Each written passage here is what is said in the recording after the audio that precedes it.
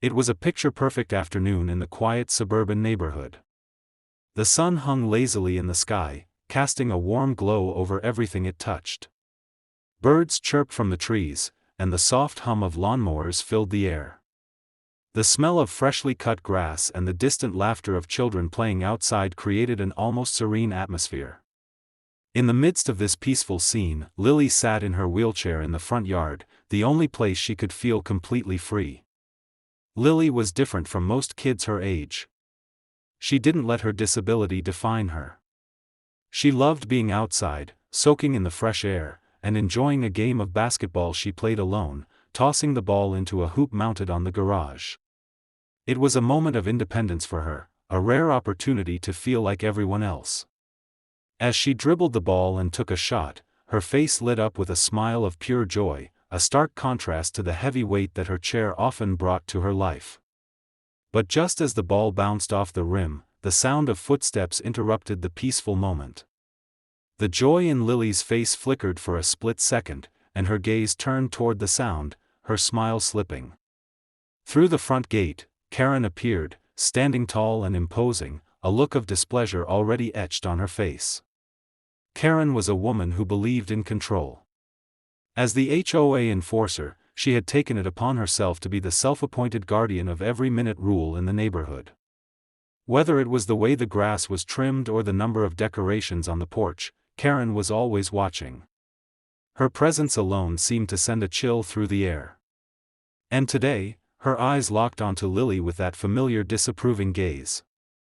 "Lily," Karen called out, her voice sharp and condescending.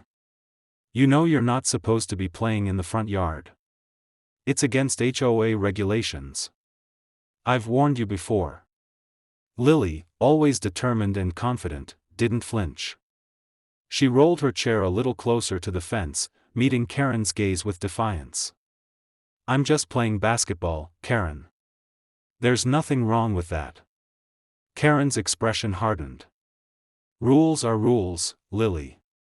You can't just ignore them because you feel like it." Her eyes narrowed, and her tone grew colder, more threatening. "If I have to, I'll report you again." The tension in the air was thick. The peacefulness of the afternoon shattered like glass. And then, as if to underline her power, Karen reached for something behind her. The chainsaw's engine roared to life, its menacing sound sending a chill down my spine. In that moment, the calm was gone. The danger had arrived. The atmosphere between Karen and me was electric with hostility. The chainsaw's roar was like a physical presence, vibrating in the air, pressing down on my chest. Lily, sitting quietly in her wheelchair, had turned her gaze from Karen to me, her face betraying a mixture of confusion and fear.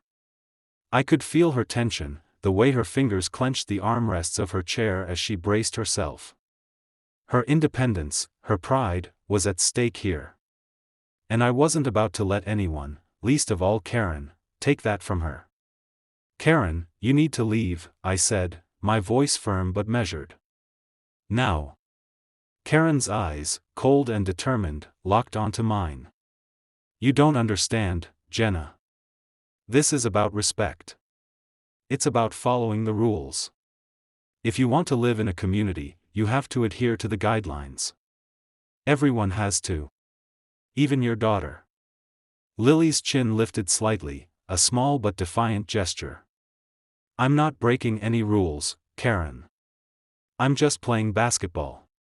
It's my front yard, my space." Karen scoffed, taking a step closer, the chainsaw still humming loudly in her grip. She didn't even flinch at the sound of the engine revving to life. "Your space doesn't matter when it's in violation of HOA regulations. I've let you slide for far too long, but not this time." The way she said it, with such certainty, sent a wave of anger through me. I stepped forward, putting myself between Karen and Lily, blocking her from getting any closer to my daughter. "I don't care about your rules, Karen," I said, my voice low, but filled with a steely resolve. "If you don't get off my property right now, I'm calling the police. You can't just come over here and threaten us like this." Karen's face twisted into a mocking grin. Oh, I'm not threatening anyone, Jenna. I'm enforcing the law. She raised the chainsaw, letting the blade spin menacingly in the air, the metallic teeth flashing in the sunlight. I'm giving you one last chance to get your daughter off this property before I take matters into my own hands. The chainsaw's roar grew louder, the sound vibrating through my chest. I could see Lily's eyes widen, her breath catching. I knew she was scared, but she wasn't backing down. She never had. You don't scare me, Karen, Lily said, her voice surprisingly calm. You don't get to control me. You don't get to control anything about my life. I'm just a kid, and I'm not doing anything wrong. Karen's eyes narrowed, but there was something else in them now, something darker. She took another step forward, and this time, the chainsaw blade wasn't just spinning idly in her hands. It was aimed directly at Lily. My blood ran cold. Karen, don't you dare! I shouted, stepping forward, my heart racing as I stood in between them, trying to shield my daughter. My voice was desperate, but it was the only thing I had. If you come any closer with that thing, I swear, but Karen wasn't listening. She was shaking with rage now, her jaw clenched tight as she lifted the chainsaw higher, the engine's roar deafening in the small yard. My pulse hammered in my ears as my gaze flicked between the chainsaw's sharp blade and my daughter. Lily's face was pale, but her posture remained defiant. She wasn't going to let Karen break her spirit. She wasn't going to let Karen control her. I could feel the tension tightening like a spring, every second passing too slowly, as though the world had slowed down in that moment of pure terror. I could see Karen's grip on the chainsaw tightening. I knew she was about to do something reckless, but I couldn't stop her. I couldn't move fast enough. The moment I had been dreading arrived, Karen lunged forward with the chainsaw, and I felt the air shift in an instant. There was no time to think, no time to react. All I could do was scream at the top of my lungs, hoping to somehow stop her. The chainsaw's engine roared louder as it shot forward, and in that instant, I saw Karen's arm swing toward Lily. Time seemed to stop as the blade descended, but then, something unexpected happened. The blade got stuck. But before I could process what had just happened, I turned to see Karen's face, twisted with frustration. Her control over the situation was slipping, and she could feel it. The chainsaw was still vibrating, its motor sputtering as Karen tried to free it from the earth, but the damage was done. Lily had survived, this time. The air was thick with dread, every passing second feeling like an eternity. The roar of Karen's chainsaw was deafening, drowning out the sounds of the birds, the rustling leaves, and even my own heartbeat.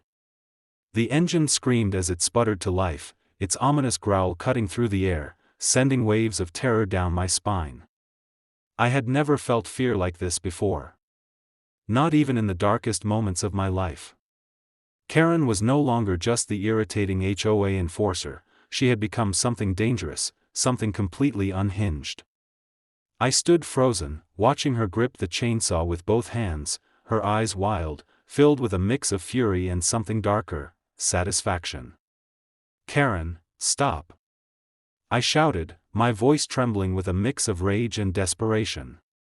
What the hell are you doing? But Karen didn't listen. Her gaze remained locked on Lily, her movements deliberate, her expression one of utter disdain. Lily, sitting in her wheelchair, looked back at Karen with wide eyes, her hands gripping the armrests, trying to steady herself, her chest rising and falling with shallow breaths. There was nowhere for Lily to go, no way to escape. Her only defense was the look of defiance in her eyes, the same look I saw when she refused to let anyone control her life. I took a step forward, positioning myself between Karen and Lily, as if I could somehow shield her from the madness about to unfold. You're out of your mind, Karen. Get that chainsaw away from her. My voice cracked with the weight of fear, but I couldn't back down now. Karen's lips curled into a smile, cold and mocking. She's breaking the rules. And I'm going to make sure she learns the consequences. In an instant, she lunged forward, the chainsaw raised, the engine roaring like an animal ready to strike.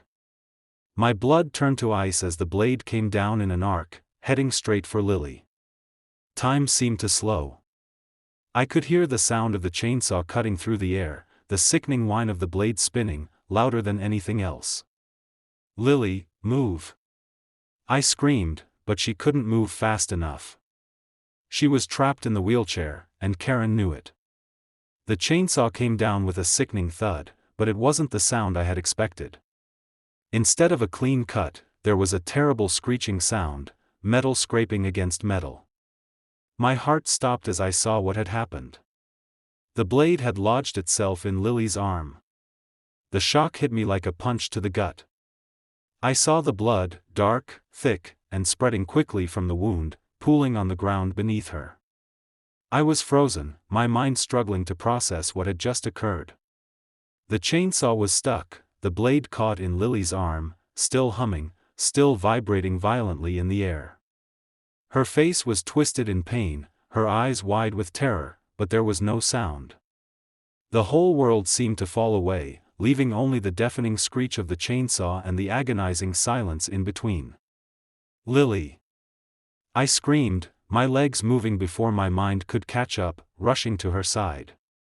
I dropped to my knees, my hands shaking as I reached for her, trying to pull her away from the chainsaw, trying to free her from the grasp of the blade. But it wouldn't budge. The chainsaw was lodged deep in her arm, and every pull only made the situation worse. Lily gasped, her breath shallow, her face pale with pain. "Mom, it hurts so much." Her voice was barely above a whisper, but it was enough to tear me apart. "No, no, no!" I cried, frantically trying to stop the bleeding, my hands slick with blood as I pressed them against the wound. "Stay with me, Lily. Please, stay with me." The sight of her blood staining her clothes, her arms, and the ground around us was a nightmare I couldn't wake up from. It was as if time had stopped, the world frozen in that one horrifying moment. I could hear Karen behind me, her chainsaw still sputtering, but I couldn't bring myself to turn around. I was focused entirely on Lily, on saving her, on keeping her alive. Then, I heard Karen's voice. It was cold, calculating. "She'll learn her lesson now, won't she? I'm just doing what's necessary." There was no remorse in her words, no sense of guilt. It was as if she had become a monster, a creature of her own making. I turned to face her, fury burning in my chest. "You did this. You did this to my daughter." My voice was a primal scream, a scream for justice, a scream for everything I had just lost in that moment. Karen didn't respond.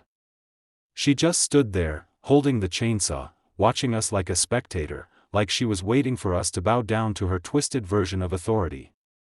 But in that moment, I wasn't afraid of her. I wasn't afraid of anything but the blood that continued to pour from Lily's arm. "Get the hell away from her!" I shouted, standing between Karen and Lily, my body shaking with rage. "You've done enough." But Karen just smiled.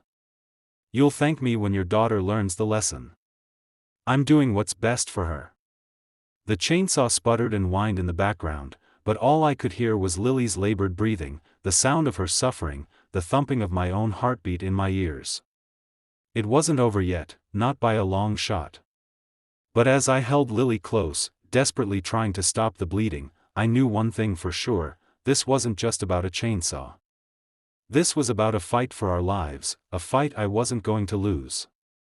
The sirens echoed in the distance, growing louder with each passing second. The world around me felt distorted, fuzzy, out of focus. My hands were shaking as I pressed them against Lily's arm, trying to stop the blood, but it seemed like no matter how much pressure I applied, the bleeding wouldn't stop. She was so pale, her face a mix of pain and confusion, and I could hear her soft gasps for air as she struggled to stay conscious. "Lily, please, stay with me," I whispered, my voice cracking as tears welled up in my eyes. I needed her to stay awake. I needed her to hold on. The chaos around me felt like a distant noise, like it wasn't even real. But the blood, the warmth of it on my hands, was real. I could feel Karen's presence behind me, her shadow looming in the corner of my vision, but I couldn't bring myself to look at her. My focus was on Lily. Always on Lily. Karen's chainsaw had done this. It was her fault, no matter how she tried to spin it. I heard the crunch of tires on gravel as the paramedics arrived, the flashing lights casting an eerie glow over everything. They rushed to us, their hands quick and efficient, but it felt like they were moving in slow motion. My pulse thundered in my ears, and I could hear my own breaths ragged as I tried to keep my composure. I had to stay strong for Lily. The paramedics immediately took over, lifting Lily onto a stretcher and preparing to rush her to the ambulance. I followed close behind, barely able to hold myself together. As they wheeled Lily away, I turned to face Karen for the first time since the chainsaw incident. She was standing there, her hand still gripping the chainsaw, her expression unreadable. The blade was still stuck in Lily's arm, still vibrating, and the whole thing looked like some twisted nightmare. Karen was motionless, as though she didn't even understand the magnitude of what she had just done. She didn't seem concerned. "You did this!" I shouted, my voice full of fury and disbelief. "You tried to kill my daughter. Why? Why would you do this?" Karen blinked at me slowly, then looked down at the chainsaw in her hands, as if it were just another tool she had used to cut grass. "She was breaking the rules," she said, her voice calm, cold even. "She didn't follow the rules. And you let her get away with it." I stood there, my blood running cold. I had expected something, anything, but this. The indifference, the lack of remorse, it was chilling. "Rules?" I repeated, almost in disbelief. "You attacked my daughter because of rules?" I could feel the heat of my anger rise in waves, but I could barely keep it contained. "You're a monster. You've lost your mind." But Karen wasn't listening.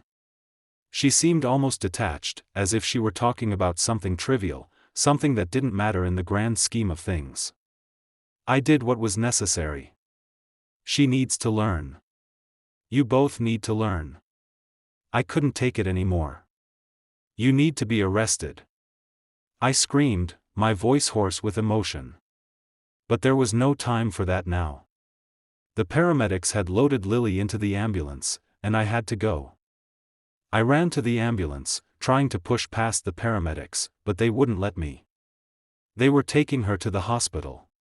She was slipping away from me, and I could do nothing but watch.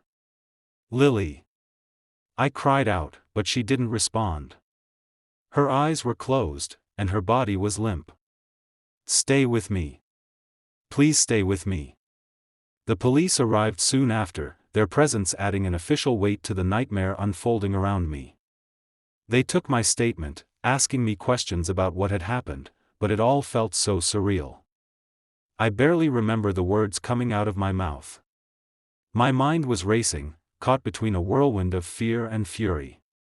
Some neighbors had gathered around, watching from their front yards, eyes wide with shock. There was no denying the horror of what had just occurred. Some of them came up to me, offering condolences, but I couldn't even look at them. The truth was right there in front of us all. Karen had done this. Karen had attacked my daughter. Others, however, stayed back, not saying a word, their eyes downcast, unwilling to get involved. It was as if they didn't want to take sides. Some of the neighbors had always been afraid of Karen, afraid of what she might do if they crossed her. And now, they were frozen, unsure whether to support me or just stay quiet. The police officers seemed unsure of how to proceed. Karen was still standing there, her chainsaw now silent, dangling loosely in her hands. It was as if she thought everything was fine, as if she hadn't just caused this devastation. "You need to arrest her," I demanded again, my voice shaking with both anger and fear. But Karen simply stared at me, unfazed by my words. "She'll be fine. She'll learn. It's not that serious." Her voice was chillingly casual. I shook my head, unable to comprehend the reality of what was happening. There was no empathy in her eyes, only coldness. The world seemed to be spinning, and all I could focus on was Lily. She needed me. She needed to be safe. I couldn't waste another second. As the ambulance doors slammed shut, I turned away from Karen and ran to the car, my heart pounding in my chest. The fight wasn't over. Not by a long shot. But for now, all that mattered was Lily. The courtroom was heavy with tension. The air, thick with the weight of injustice, seemed to press down on everyone present. I sat at the table, my hands clenched tightly in front of me, every muscle in my body stiff with anticipation. Across the room, Karen sat with her lawyer, a man in a sharply tailored suit, looking every bit the part of someone who was accustomed to manipulating the system. I knew she wasn't going to take responsibility. She never had. And today, she was about to face the consequences of her twisted need for control. I could feel Lily beside me, her presence calm but weary. She had been through so much already, and now, she was forced to relive that terrifying moment in the yard. Her fingers curled into her lap, and I reached out to squeeze her hand. She had been brave, so brave, and she was finally going to get the justice she deserved. Karen, on the other hand, showed no sign of remorse. Her posture was rigid, her eyes never leaving me for long. She had the same cold, calculating look she'd worn when she swung that chainsaw at my daughter. She wasn't going to back down. She never did. But neither would I. Jenna Thompson, the judge called, his voice stern. You may proceed with your statement. I took a deep breath, steadying myself. This was it. This was where everything came to a head. I stood, looking at Karen one last time, and began. Your Honor, I'm here today not just for myself, but for my daughter, I began, my voice unwavering despite the fury bubbling just beneath the surface.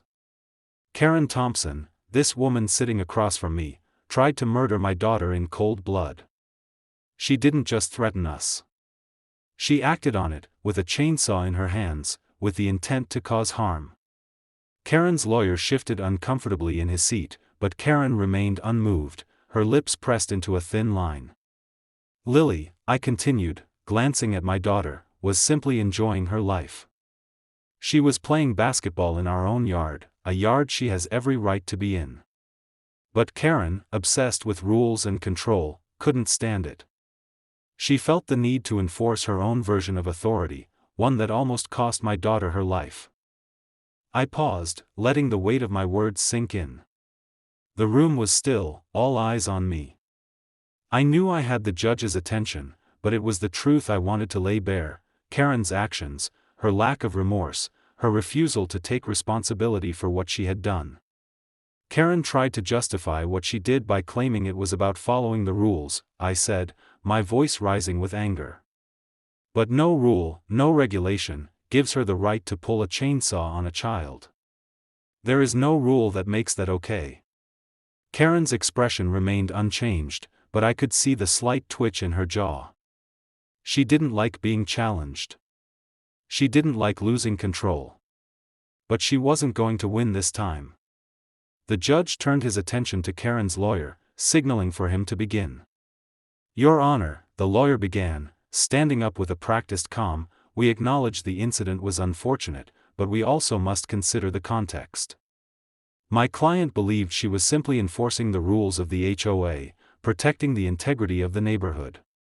It was a moment of panic, an act of self-defense, if you will. She didn't intend to harm the child. A murmur ran through the courtroom. I could feel my blood boil as I looked at Karen's smug expression, her arrogance still unshaken. Self-defense? I repeated incredulously, standing again. Self-defense against a child in a wheelchair playing basketball in her own yard? That's the defense you're going with? The courtroom was silent except for the sharp clack of my heels against the floor. Karen's lawyer fumbled with his papers, his face growing flushed with frustration. But it was too late. We had the truth on our side. My daughter was playing. She wasn't threatening anyone. She wasn't attacking anyone, I said, turning to face the judge, my voice controlled but filled with emotion. And even if Karen had a problem with the way we lived our lives, she had no right to take matters into her own hands. She had no right to bring a weapon onto our property. No right to attack my daughter. Lily sat still, her eyes fixed on the proceedings, but I could see the way her fingers trembled. I knew this was painful for her. I knew it was hard to relive those moments. But I also knew that she was stronger now than she had ever been before. And no matter how hard Karen tried to twist the story, the truth would shine through. Karen's lawyer tried one last time to argue, but his words lacked conviction, his defense full of holes. The witnesses we had gathered, the security footage, the medical reports, they were all against Karen. There was no way to spin this. There was no way out. The judge listened carefully, his eyes moving from Karen to me, to Lily. He looked at the evidence in front of him, then turned to Karen with a finality in his voice. Karen Thompson, the judge said, his voice cutting through the tension, you have been found guilty of aggravated assault. Your actions, which were reckless and unjustifiable, have caused harm to an innocent child. There is no excuse for what you did. The court will ensure you face the full extent of the law. I felt the air leave my lungs. The weight of the moment hit me like a wave, and I could barely hold back the tears. Justice had been served. For Lily. For me. And for everyone who had been afraid to stand up to Karen's reign of terror. Karen's face paled, her mouth opening in disbelief. She looked at her lawyer, then back at the judge, but there was no escaping this. The lies she had told, the narrative she had tried to spin, had crumbled. As Karen was escorted out of the courtroom, I turned to Lily. She looked at me with those same, strong eyes, her shoulders squared with quiet pride. We had done it. We had fought, and we had won. It wasn't just a victory in the courtroom. It was a victory for justice. A victory for the truth. A victory for Lily. And Karen? Her days of terrorizing this neighborhood were over. She had been held accountable for her actions. And I would make sure it stayed that way. The courtroom was alive with anticipation. Everyone, from the judge to the gallery, seemed to hold their breath as the final arguments came to a close. For weeks, I had waited for this moment, but now that it was here, it felt surreal. The echoes of the chainsaw, the blood, and the terror seemed like they belonged to someone else. But the truth was, the nightmare we had endured had led to this, the point where we could finally demand justice. Lily sat beside me, her posture straight despite everything she had been through. Her strength was palpable, even in the quiet moments. I could see her hands trembling slightly, but there was something in her eyes that gave me hope, a fierce, unwavering resolve. The strength I had watched her gather during the ordeal, the quiet courage, was something I had never known in her before. I squeezed her hand gently, offering a smile of reassurance. She gave me a small, but firm nod. We were in this together. We had been through the storm, and now we were standing on the other side, waiting for it to end.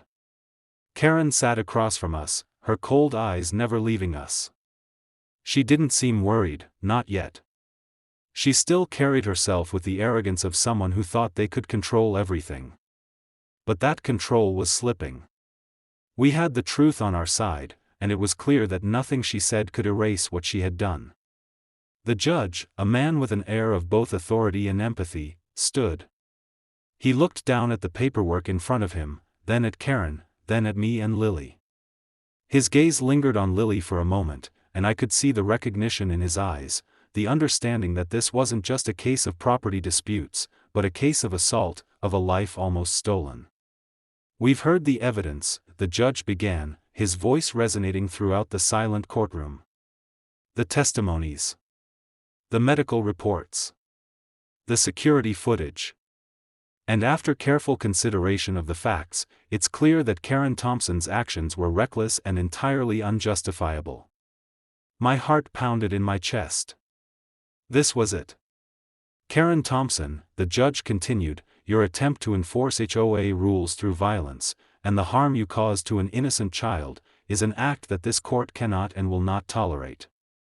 You acted with complete disregard for the safety of others. For that, you will be held accountable. I watched as Karen's face drained of color. Her shoulders slumped ever so slightly, but she didn't speak.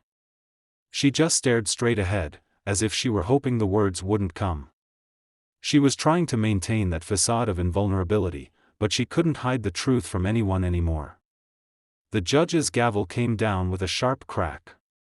You are hereby sentenced to a term of imprisonment for aggravated assault. You will also face civil charges for the emotional and physical damage inflicted on the victim. This court will ensure that you will not be allowed to harm others again. A heavy silence followed, the weight of the verdict sinking into the courtroom. My knees nearly buckled, but I held myself upright. Lily squeezed my hand tighter. She didn't smile, but the look in her eyes said everything. We had won. Karen was escorted out of the courtroom, her head held high despite her defeat. I couldn't help but feel a rush of triumph. She had spent so long intimidating and controlling, but today, she had lost. Her reign of terror in this neighborhood was over. The bailiff began calling for the next case, but I couldn't tear my eyes away from the spot where Karen had stood moments before. It was finally over. I turned to Lily, who was still looking at the door where Karen had exited. Her face was pale, but her expression was one of quiet victory. She had been through so much, too much, and yet, here she was, standing tall. You did it, I whispered to her. You're so strong, Lily.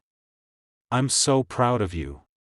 Lily's eyes softened, and for the first time in a long while, I saw her smile, a real, genuine smile. We did it, Mom, she said quietly. We're free now. The weight I had carried for so long seemed to lift in that moment. It wasn't just about Karen's punishment. It was about our journey, our survival. It was about how we had fought against the impossible and refused to let fear dictate our lives. As we left the courthouse, I could feel a lightness in the air. It was as though the heavy cloud that had loomed over us for weeks had finally parted. The streets outside seemed brighter, the world more hopeful. And as we walked toward the car, hand in hand, I realized that we had learned something invaluable. We had learned that standing up for what's right was never easy. It had taken everything out of us. But we had done it, together. And we would never back down again. Not from anyone. Not ever. Lily, despite everything she had endured, had become a symbol of strength, a beacon of resilience in the face of cruelty. And I was so incredibly proud of her. We were no longer victims of Karen's control. We had taken our power back. And now, we could live our lives free from fear. The sun was setting, casting long shadows across the yard. The same yard where, not too long ago, everything had changed for us. I stood on the porch, staring out at the calm, peaceful street that had once felt like a safe haven, only to become the battleground for the most harrowing chapter of our lives. It had taken everything I had, every ounce of my strength and determination, but we had made it through. And now, as I watched Lily sitting in her wheelchair, her face turned toward the horizon, I realized just how far we'd come. Lily was quiet, her eyes focused on the last light of day as it flickered on the leaves of the trees. She wasn't the same person she had been when this nightmare started. No one could be. The trauma, the fear, the uncertainty, they had all left their mark. But I saw something different in her now. She had a quiet strength in her that I hadn't known existed before. The same resilience that had helped her survive the nightmare of that day was now shaping her into someone new, someone even stronger. I walked over to her, sitting beside her on the porch steps. The evening air was cool, but Lily didn't seem to mind. She had always loved the outdoors, loved the calm that came with the simplicity of nature.